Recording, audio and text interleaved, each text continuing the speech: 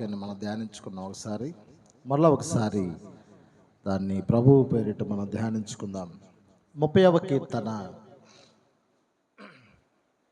దావీదు భక్తుడు రాసినటువంటి కీర్తనల పుస్తకం 30వ కీర్తన 11వ చరణం.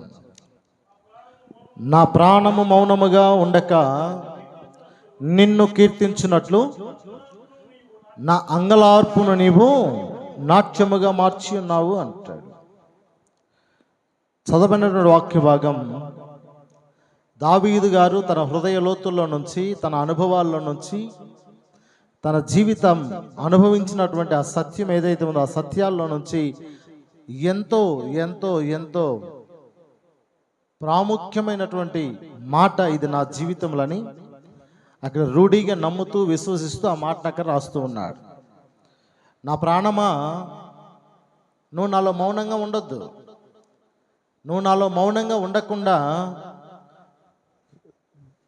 నేను దేవుని కీర్తించినట్లు దేవుడు నా అంగలార్పును నాట్యముగా మార్చి ఉన్నాడు. కాబట్టి నువ్వు ప్రభువుని కీర్తించాలి, నువ్వు మౌనంగా ఉండకూడదని తన ప్రాణంతో చెప్పుకొనొచ్చు ఉన్నాడు, తన మనసుతో చెప్పుకొనొచ్చు ఉన్నాడు, తన ఆత్మతో చెప్పుకొనొచ్చు ఉన్నాడు. ఎందుకు, ఎక్కడ, ఏ సందర్భంలో ఈ సన్నివేశం అయ్యంటే, దావీదు ఒక పెద్ద ఇల్లు కట్టుకున్నాడు. ఆ పెద్ద ఇల్లు మంచి ఖరీదైనటువంటి ఇల్లు కట్టాడు. ఖరీదైనటువంటి ఇల్లు కట్టినప్పుడు ఎర్రచందనం, టేకు అంటాం కదా, అప్పట్లో దేవదారు వృక్షం సంబంధించినటువంటి ఆ మ్రాణులతో ఇల్లు కట్టాడు. అతి సుందరమైనటువంటి ఇల్లు కట్టాడు. పెద్ద విశాలమైనటువంటి గదులతో ఒక అద్భుతమైనటువంటి ఇల్లుని కట్టాడు. ఆయన రాజుగా ఉన్నాడు. ఆయన ఇల్లు నిర్మాణం పూర్తయిన తర్వాత ఆ చుట్టుప్రక్కల ఉన్నటువంటి అధికారులను, ఆ చుట్టుప్రక్కల ఉన్నటువంటి యాజకులను, ఆ చుట్టుప్రక్కల ఉన్నటువంటి సేవకులను, విఐపీస్, వివిఐపీస్ అన్న కేటగిరీ వైజ్ తనకు తెలిసినటువంటి బలగాన్ని అంతటిని కూడా ఆ గృహ ప్రవేశానికి ఆహ్వానిస్తూ ఉన్నాడు. ఆ గృహ ప్రవేశానికి ఆహ్వానించిన తర్వాత అక్కడ ఆరాధన జరుగుతూ ఉంది. ఆ ఆరాధన జరిగే సమయంలో సేవకులు చెప్పి ఉన్నారు, నువ్వు క్రైస్తవుడు కనుక ఈ ఆరాధనకు కారణమైనటువంటి సందర్భం ఏమిటో దాన్ని సభాముఖంగా సంఘం ఎదుట మనం ఏం చేయాలి, సాక్ష్యాన్ని పంచుకుంటాం. ఆ సాక్ష్యాన్ని పంచుకోమని సేవకుడు సమాధానం ఇచ్చినప్పుడు దావీదు గారు లేచి ఆ ఇంటిలో కూడి ఉన్నటువంటి వారందరితో కూడా ఈ సాక్ష్యాన్ని పలుకుతూ ఉన్నాడు. నా ప్రాణమా, నువ్వు మౌనముగా నుండక నేను కీర్తించినట్లు నా అంగలార్పును నీవు నాట్యముగా మార్చి ఉన్నావు దేవా అని సాక్ష్యం ఇస్తూ ఉన్నాడు. అక్కడ ఉన్నటువంటి ప్రజలంతా ఒక్కసారిగా ఆశ్చర్యకి గురయ్యారు. దావీదు ఒక మహారాజుకు కన్నీళ్ళు ఏంటి, ఆ కన్నీళ్లను దేవుడు నాట్యముగా మార్చడం ఏంటి అని అక్కడ ఉన్నటువంటి వారందరూ కూడా ఆ సమయంలో దావీదుని విచిత్రంగా చూసి ఉంటారు. నా కన్నీళ్లను దేవుడు నాట్యముగా మార్చాడు అని దావీదు సాక్ష్యం ఇస్తే అక్కడ తెలియనటువంటి ప్రజలు, అక్కడ తెలియనటువంటి వారు ఎంతోమంది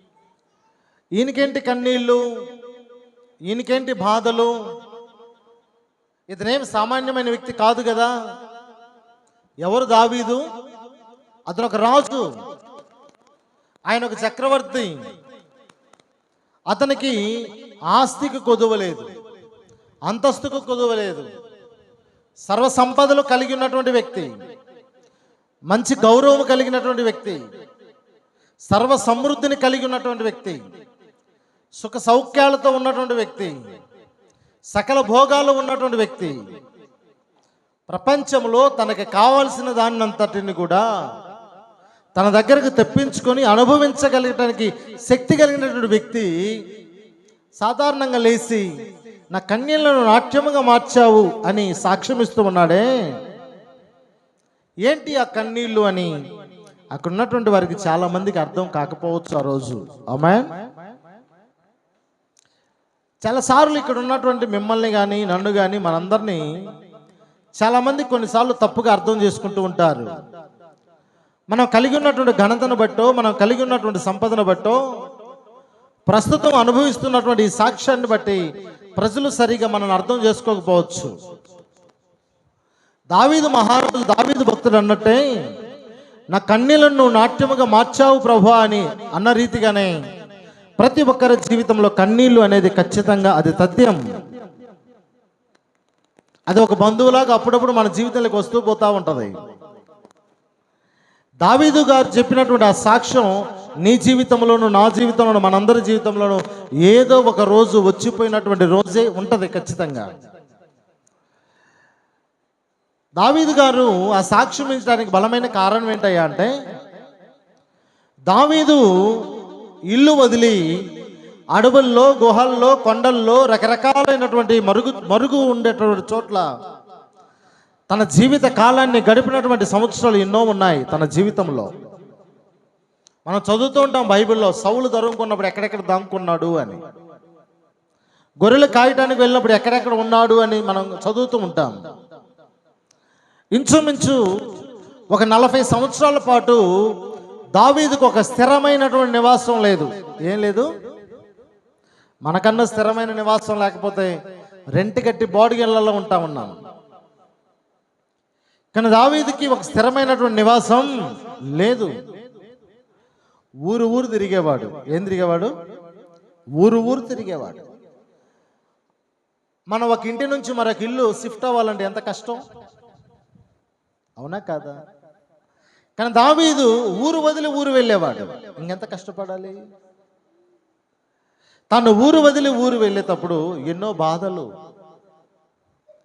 ఎన్నో నిందలు, ఎన్నో అవమానాలు, ఎన్నో ప్రాణాపాకరమైనటువంటి పరిస్థితులు, ఈ యొక్క సన్నివేశాలన్నీ జరిగినప్పుడు తన జీవితంలో ఎన్నోసార్లు తాను కన్నీరు కార్చినటువంటి దినాలు అక్కడ ఉన్నాయి. ఆ కన్నీరు కార్చినప్పుడు ఆ రోజుల్ని జ్ఞాపకం చేసుకుంటూ తన ఈ సాక్ష్యం పలుకుతూ ఉన్నాడు. కీర్తన 6:6లో ఒక మాట అంటాడు. 6వ కీర్తన 6వ చరణంలో, నేను మూలుగుచు అలసి ఉన్నాను, ప్రతి రాత్రియు కన్నీరు విడుచుచు నా పరుపును తేలజేయుచున్నాను, నా కన్నీళ్ళ చేత నా పడక కొట్టుకొని పోవచ్చు ఉన్నది అంటాడు. ఇక్కడున్న మనం అందరం కూడా అంత కన్నీరు కార్చామో లేదో మనకు తెలియదు. కానీ దావీదు గారు కార్చినట్టు కన్నీరు ఎంత కార్చాడయ్య అంటే, ఆ కన్నీళ్ళు ఒక ప్రవాహంలాగా మారాయి అంట. ఎలా మారాయి? ఒక ప్రవాహంలాగా మారాయి. ప్రవాహంలాగా మారి తను పడుకున్నటువంటి తన తలదిండి ఏదైతే ఉందో అది కూడా తడిచిపోయింది. దిండు మాత్రమే కాదు, పడక కూడా తడిసిందంట. ఎట్లా?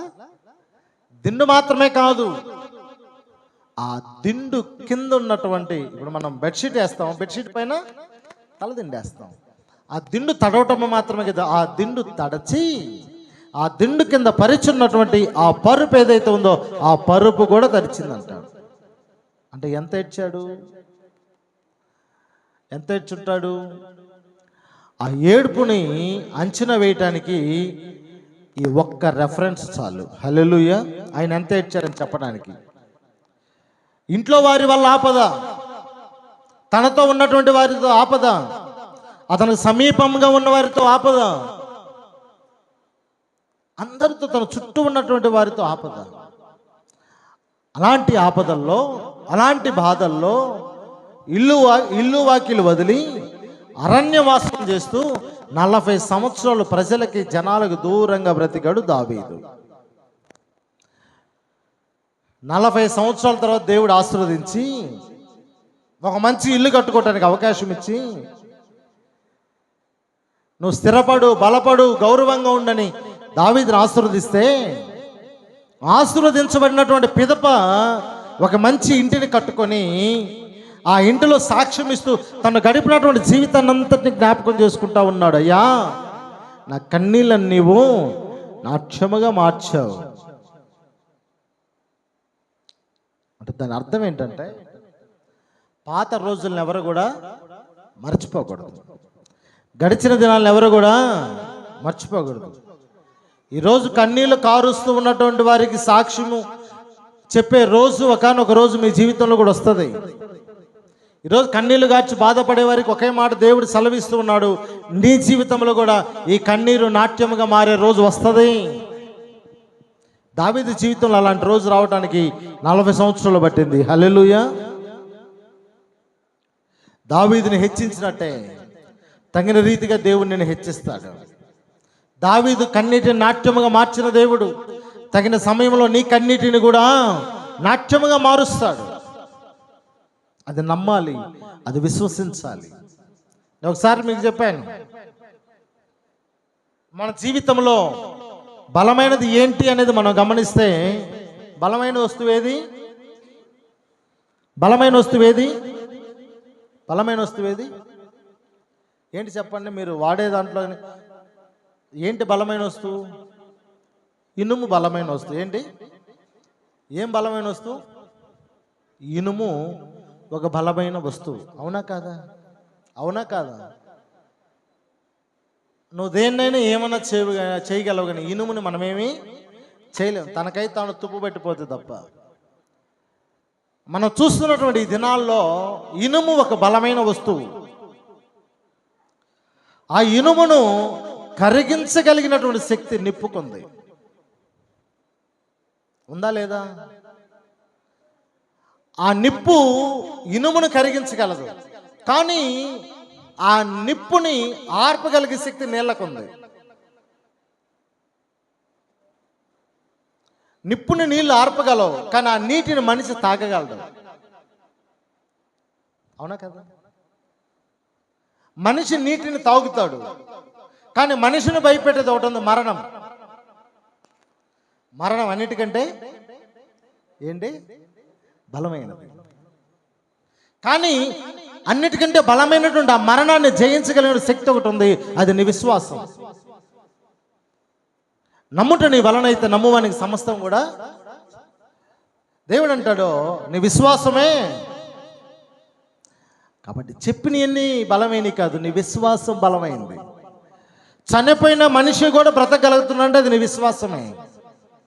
విరిగిన ఎముకలు కట్టుకుంటా ఉన్నాయంటే ఇంకా లేడు, ఈ మనిషి మరణించాడు అన్నవాడు తిరిగి లేస్తున్నాడు, దానికి కారణం నీ విశ్వాసం, నీ నమ్మకం.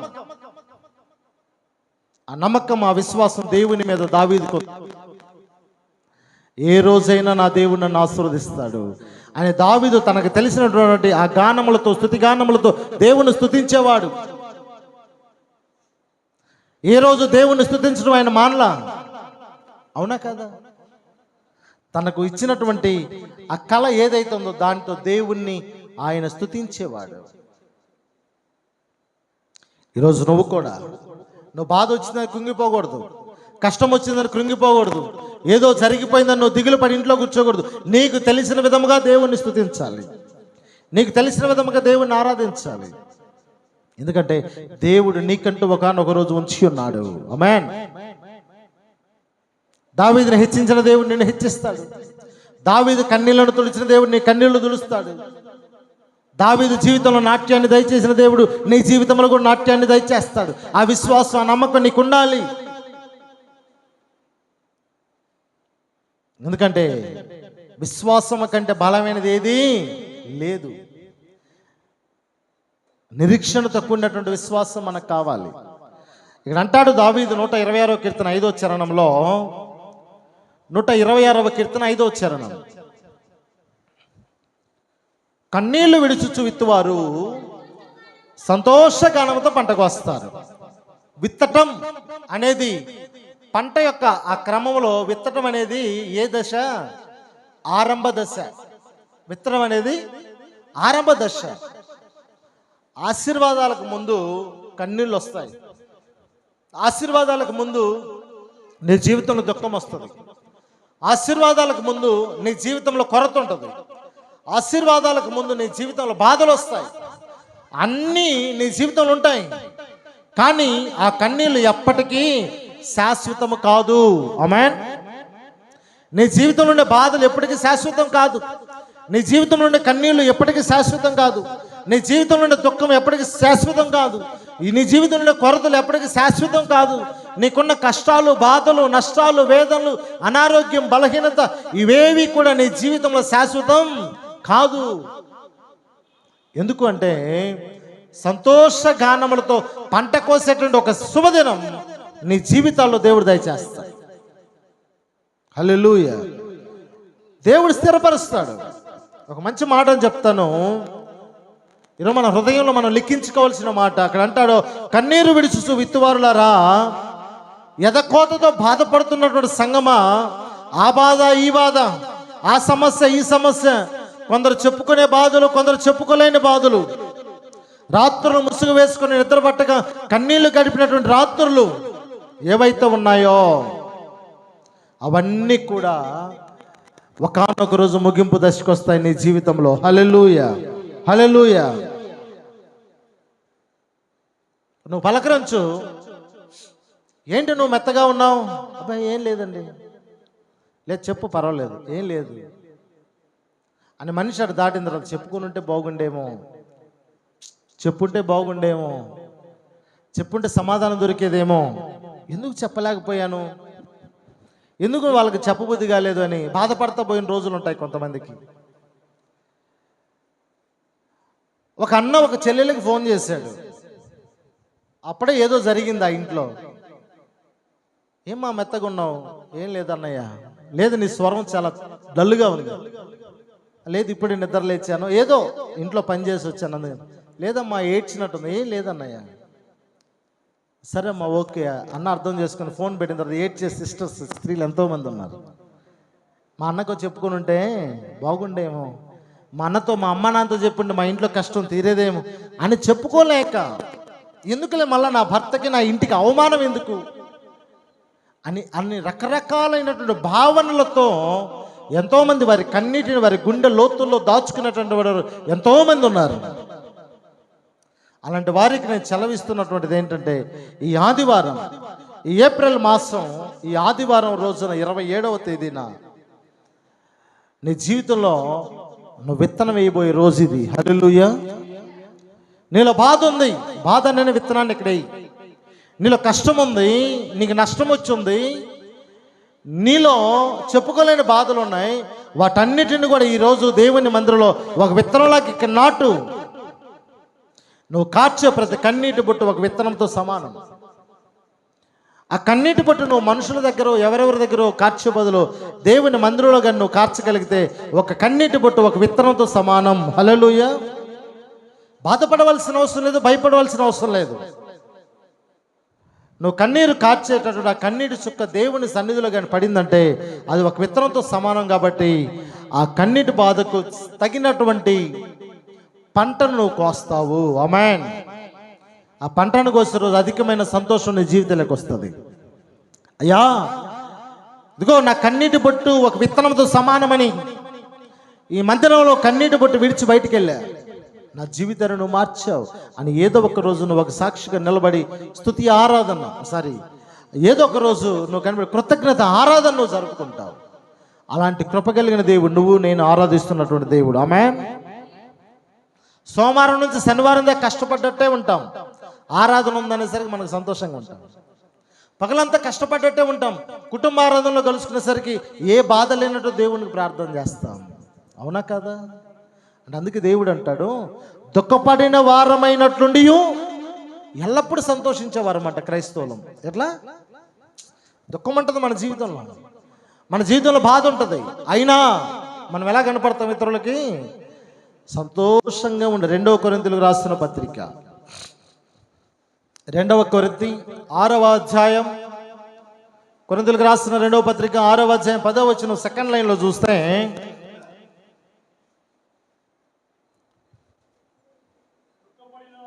దుఃఖపడిన వారమైనట్లుండి ఎల్లప్పుడూ సంతోషించు వారము, దరిద్రులమైనట్లుండి అనేకులకు ఐశ్వర్యము కలిగించు వారము, ఏమీ లేని వారమైనట్లుండి.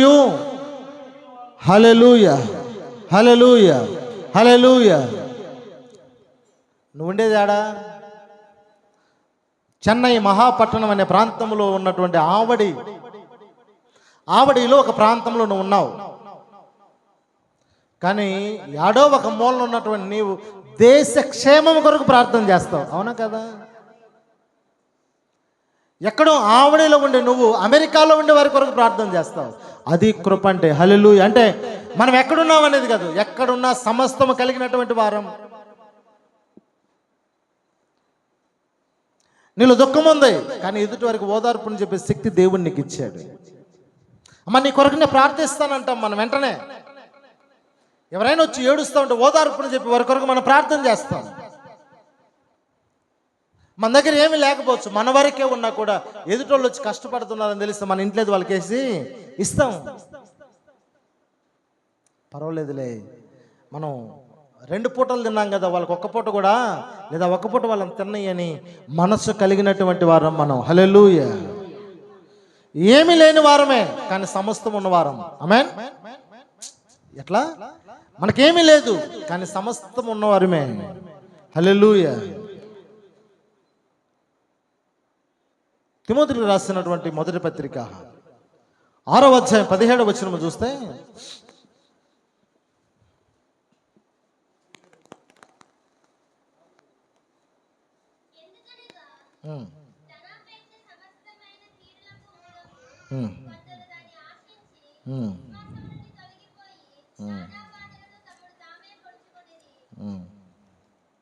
చదువు.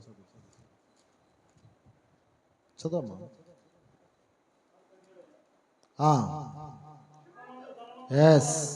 ఇహమందు ధనవంతులైన వారు గర్విష్ఠులు కాక అస్థిరమైనటువంటి ధనమందు నమ్మిక ఉంచక సుఖముగా అనుభవించుటకు సమస్తమును మనకు ధారాళముగా దయచే దేవుని యందు నమ్మిక ఉంచని ఆజ్ఞాపించును. కొంతమంది అంటారు, ఎన్ని రోజులు లేదమ్మా, ఇప్పుడంతా ఆమెది ఏమైందంట, నడమంత్రం అయింది అంటాం. ఏమంట? ఇప్పుడు ఏమైంది? దాన్ని నడమంత్రపు సిరి అంటారు. ఏమంటారు? కొంచెం డబ్బులు వస్తే చాలు, కళ్ళు ఎక్కడ కనపడవు, కళ్ళు ఎక్కడ కనపడవు, ఎక్కడ చూస్తారు?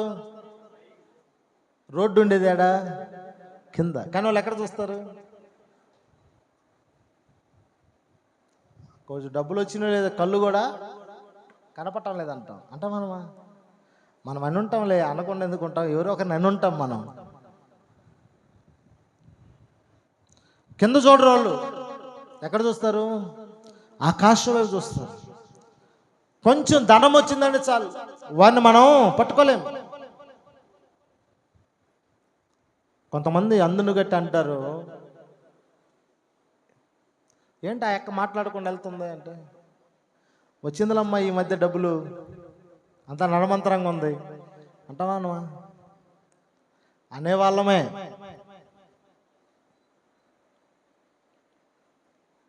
కానీ మనం డబ్బు మీద నమ్మకం ఉంచాలా, దేవుని మీద నమ్మకం ఉంచాలా? దేవుని మీద నమ్మకం ఉంచాలి. హల్లెలూయా. దేవుని మీద నమ్మకం పెట్టుకోండి చాలు, సర్వ సంపదలు ఆయనలో గుప్తములై ఉన్నవి అంటాడు. నీకు ఎంత కావాలో అంత ఇస్తాడు దేవుడు. దానికంటే ఎక్కువ అవసరం లేదు, అంతగా ప్రయాసపడాల్సిన అవసరం కూడా మనకి లేదు. ఒకడికి ఒక 10 కోట్లు ఇస్తున్నానంటే వెనకేదో ఉంటుంది. ఒకటి మంచాన రోగాన పట్టమో లేకపోతే ఏదో ఒకటి. మీరు చూడండి, ఏది లేనోడు ప్లాట్ఫామ్ మీద పడుకున్నా ప్రశాంతంగా పడుకుంటాడు. నీకు అన్నీ ఉండి బీరువాకి తాళం వేసావా, వేసానండి. బయట గేటుకి వేసావా, వేసానండి. ఎంట్రన్స్ గేట్కి వేసావా, వేసానండి. ఆ గ్రిల్కి వేసావా, వేసానండి. ఎన్ని తాళాలు రా వేసేది? దొంగోడు వస్తాడని నీ భయం, నీ ప్రాణం పోతే ఎవరు అనుభవించాలి? పేదోడికి అదేమి లేదు, ఉన్నాయన్నీ ఆడ బారేసి గమ్ముగా ఆడ నిద్ర వస్తే ఆడ పండుకుంటాడు. కానీ నువ్వు అంటావు, దేవుడు అంటాడు, నువ్వు ఏటి మీద ఆశ పెట్టుకోవాల్సిన పని, నువ్వు దేవుని మీద మాత్రం నమ్మకం ఉంచు. హల్లెలూయా. ఆయన నమ్మదగిన వాడు, ఆయన స్తుతులకు పాత్రుడు, ఆయన ఆరాధనకు యోగ్యుడు. హల్లెలూయా. ఈరోజు నువ్వు ఒకరికి పెట్టే స్థితిలో లేకపోవచ్చు, కానీ నీకు తెలియకుండా నువ్వు నెలలో 10 మందికైనా ఆహారం పెడతావు. హల్లెలూయా. నీకు పెట్టే స్థితి లేదు, అయినా నువ్వు కళ్ళు మూసుకొని ఆలోచించు. నెలలో కనీసం 10 సార్లు అయినా 10 మంది తినిపోయి ఉంటారు నీ ఇంట్లో. ఒక్క మనిషి అయినా 4 సార్లు నీ ఇంట్లో తిన్నారంటే నువ్వు పెట్టే స్థితిలో ఉన్నావని దాని అర్థం. ఒకడికి ఎంతుండి వాడి ఇంటికి బంధువులు పోక, వాడి ఇంటికి స్నేహితులు పోక, వాడి ఇంటికి ఎవరు పోక, వాడే వండుకొని, వాడే తిని, వాడే తలగపోసుకొని, ఇరుగు పొరుగు లేకుండా ఎంత బతికినా గర్భంలో ఉండగానే పిన్నమై పడి ఉండటం ఎంతో మేలు. అసలు అలాంటోడు, ఇరుగు పొరుగు లేనివాడు అసలు అది ఇల్లే కాదు. ఇల్లేనా? కాదు.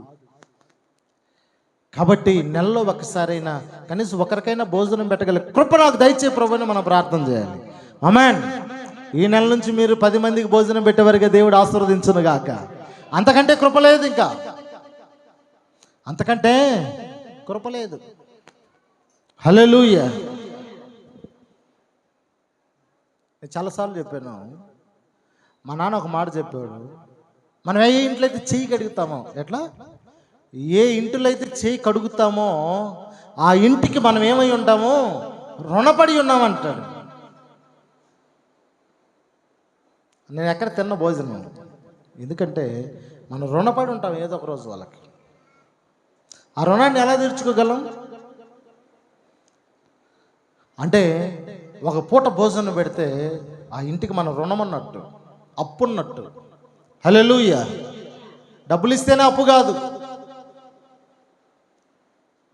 అంటాడు ద్వితీయోపదేశకాండం 28వ అధ్యాయం 12వ వచనం చివరి లైన్లో ఒక మాట అంటాడు. ద్వితీయోపదేశకాండం 28వ అధ్యాయం 12వ వచనం లాస్ట్లో, నీవు అనేక జనములకు అప్పిచ్చేదవు కానీ, చాలు, అప్పిచ్చేదవు కానీ అంటే వడ్డీకి ఇవ్వనిగా దీని అర్థం. అప్పిచ్చేదవు కానీ అప్పు చేయమంటే వడ్డీకి ఇవ్వమని అర్థం కాదు ఇది.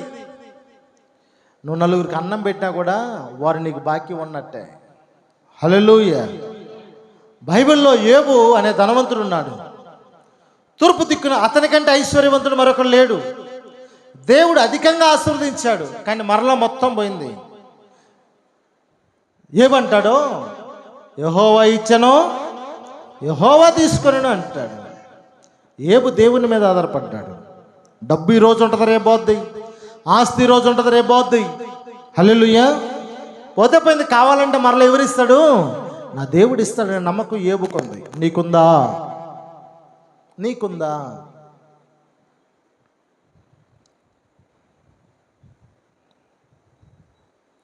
కొన్ని సంపాదించి కొంత డబ్బు కూడబెట్టుకుంటారు, అంతా కూడా ఏదో ఒక రూపంలో మొత్తం పోయిందనుకో, ముఖానికి ముసుగేసుకుని ఇంకా నా బతికెందుకు, నేను సంపాదించిందంతా పోయింది, నేను కూడబెట్టిందంతా పోయింది.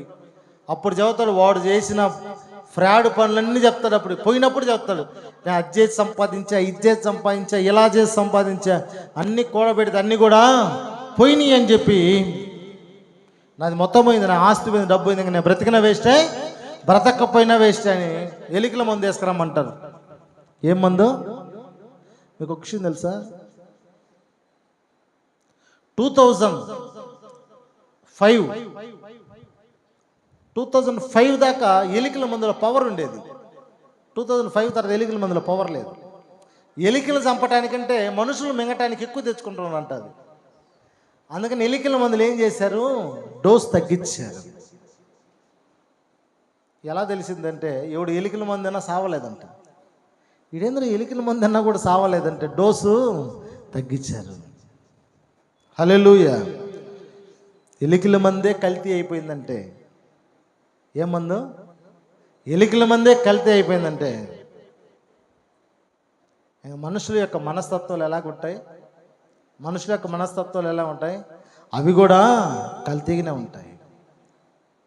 అనవసరంగా ఒక 10 లక్షలు 20 లక్షలు పోతేనే సస్తా సస్తా సస్తా అంటే, యోబుకి ఒక రోజులో పిల్లలు చనిపోయారు, అదే రోజు ఆస్తి అంతా పోయింది, అదే రోజు గొర్రెలు చచ్చిపోయాయి, అదే రోజు మేకలు చచ్చిపోయాయి, అదే రోజు అన్నీ ఉన్నాయని కొంతమంది తోలుకొని పోయారు, మొత్తం పోయాయి.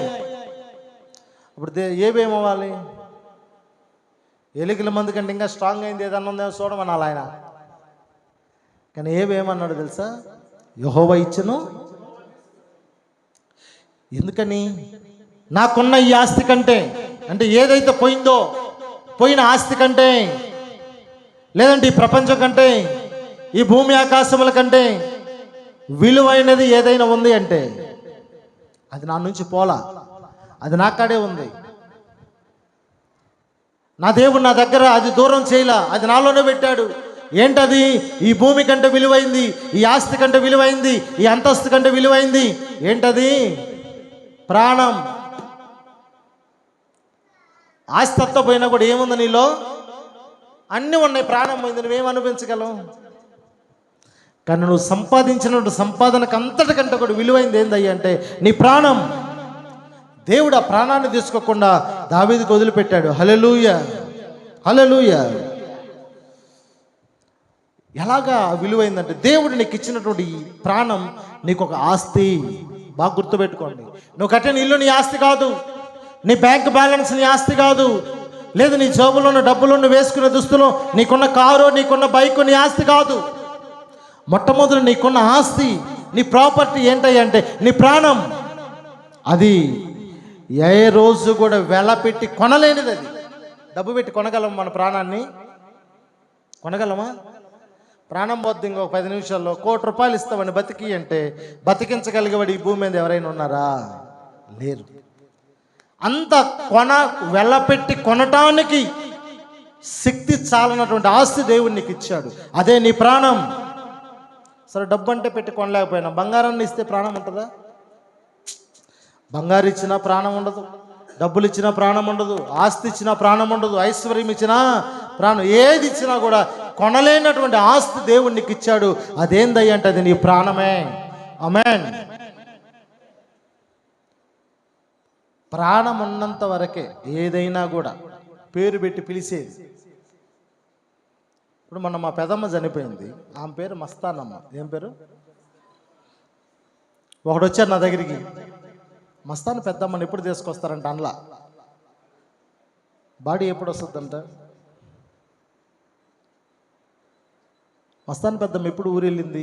మస్తాన్ పెద్దమ్మ హాస్పిటల్ ఉందంట కదా, మస్తాన్ పెద్దమ్మకి ట్రీట్మెంట్ జరుగుతుందంట కదా, మస్తాన్ పెద్దమ్మ ఇప్పుడు రికవరీ అయిందా లేదా అని మాట్లాడిన నోరు బాడీ ఎప్పుడు వస్తుందంట? అప్పటిదాకా ఏమని పిలిచారు? పేరుతో పిలిచారు. మరి అప్పుడేమైంది? పేరు. మనిషి ఉంది కదా, మనిషి ఉంది, కానీ మనిషిలో దేవుడిచ్చిన ఆస్తి లేదు. ఆ ప్రాణం ఎప్పుడైతే నీలో ఉండదో నీ పేరు కూడా ఈ భూమి మీద ఏమవుద్ది? కొట్టివేయబడుతుంది. ఇక్కడ కూర్చున్నారు కదా మీరు, మీ నాన్న పేరు అంటే మీకు తెలుసు, మీ జేజి నాన్న పేరు కూడా మీకు తెలుసు. మీ జేజి నాయన పేరు మీకు తెలుసా? కారణం మరుగున పడద్ది. ఎప్పుడు? ప్రాణం పోయిన వెంటనే. ప్రాణం పోయిన వెంటనే మన పేరు ఏమైపోద్ది? కాబట్టి నీకు ఆస్తి పోయిందని బాధపడకూడదు, నీ ధనం పోయిందని బాధపడకూడదు, నీకు డబ్బు లేదని బాధపడకూడదు. నీకు ఏది ఉన్నా లేకపోయినా దేవుడు నీ ప్రాణాన్ని నీలో ఉంచినందుకు సంతోషపడాలి నువ్వు. హల్లెలూయా. అది నీకు గొప్ప ఆస్తి. ఇర్మియా 1:5 అంటాడో, దేవుడు నీకు ఇచ్చిన ఆస్తిని బట్టి నేను నీకు వివరిస్తున్నాను. ఇర్మియా పుస్తకం 1:5 గర్భములో నేను నిన్ను రూపింపక మునిపే చాలు. అసలు నీకు ప్రాణమే లేదు, ఏమి లేదు. పిండానివి, రక్తపు గడ్డలాగా ఉండేది. నీకు ముక్కు లేదు, నోరు లేదు, కళ్ళు లేవు, కాళ్ళు లేవు, చేతులు లేవు, ఏమీ లేవు. అప్పుడే నేను నిన్ను చూసా.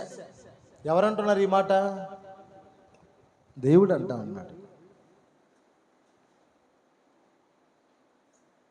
నిన్ను ఎలా డిజైన్ చేయాలో ఆలోచించేటప్పుడే నేను చూసా. కాబట్టి నువ్వెందుకు భయపడతావు? భయపడకూడదు. గర్భంలో నిన్ను రూపింపక మునిపే నువ్వు నాకు తెలుసు. ఆమేన్, హల్లెలూయా. యెషయా 41:10 అంటాడు, గర్భములో రూపింపబడక మునిపే నీవు నాకు తెలుసు. కాబట్టి ఏమంటాడు అక్కడ 41:10?